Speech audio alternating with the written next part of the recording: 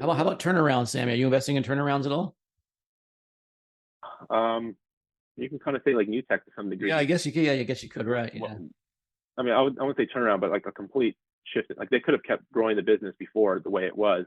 The problem was that they couldn't keep their capital to reinvest it because as a BDC, you have to pay out, I think it's 90% of your profits as dividends. So, if you wanted to grow, you had to raise capital. And so now they can grow without raising capital, really, or equity capital, which again, I like Hmm. that, right? Because and he's thinking again long term. Like the stock's down 50% from when he announced this, maybe even more, that he was switching from a BDC to a bank holding company. Um, so again, I'm sure it hurts him that it's down this much, but Right. again, like he's probably in 5 years, 10 years, like the bank's cost of capital is like the lowest cost of capital there is. So, Okay. um, that's really the best way to grow a lending business, really. Do you? Other turnarounds. Yeah. Go Yeah, ahead. I mean, I have an investment now in like a coffee company that is like, it's been like a 5 year turnaround. I got in like at year two or three. The Java And JVA? it's, No. no, it's Farmer Brothers Okay. Okay. Farm. And so they just announced also like yesterday, I think it was, that the CEO is stepping down and they're looking for a replacement. Um, the CFO said he was like stepping down also, which I think is going to happen, I think later this month. So, these two people were, the CEO in particular was brought in to turn around the company. And it's like, Right. he's kind of done it, but not really. At least they're not profitable yet.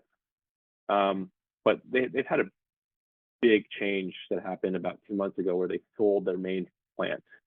They had a plant that they had in the Dallas Fort Worth area in Northlake, Texas, and they sold that off because the main reason that again they were saying, and one of the reasons why they weren't getting profitable was because they didn't have enough.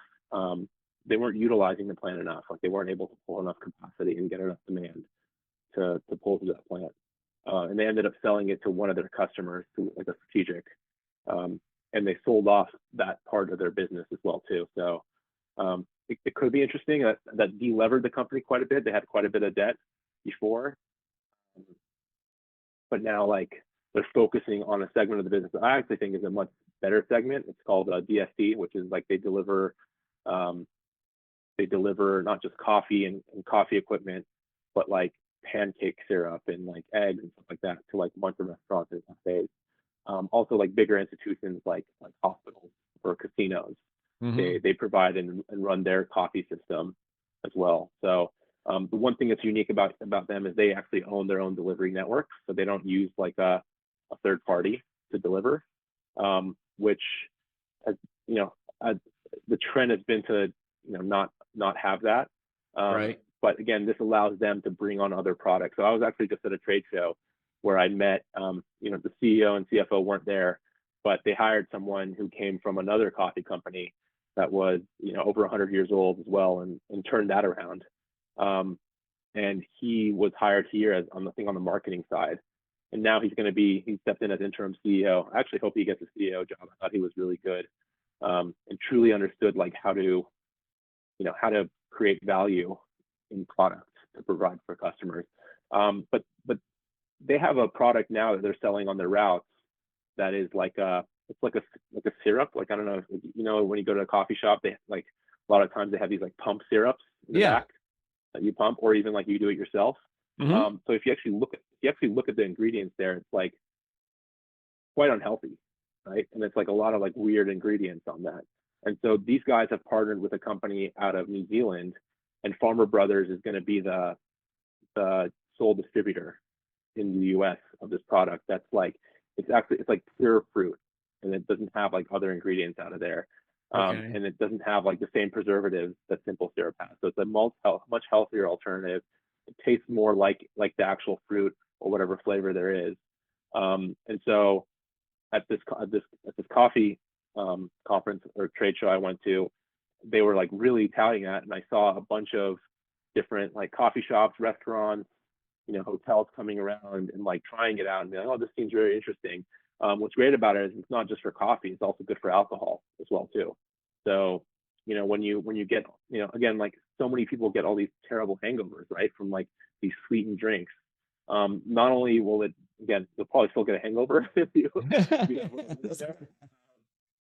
Maybe the effects are a little less, but also like the flavor profile is very different. So now, like, you can create drinks that you weren't able to create in the past.